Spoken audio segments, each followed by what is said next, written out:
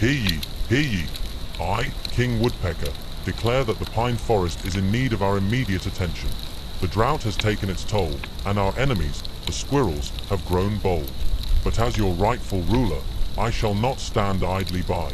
I hereby decree that we shall work together to overcome these challenges. We shall plant new trees, conserve water, and protect our acorn stores. Let us show the world the strength and resilience of the pine forest.